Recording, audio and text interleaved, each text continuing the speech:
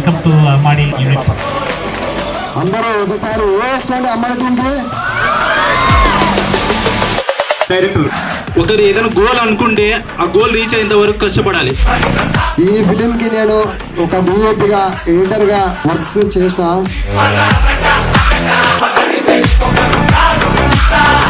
ఇన్స్టాగ్రామ్లో పంచముఖ ప్రొడక్షన్స్ అనే పేజ్ని దయచేసి ఫాలో అవ్వండి.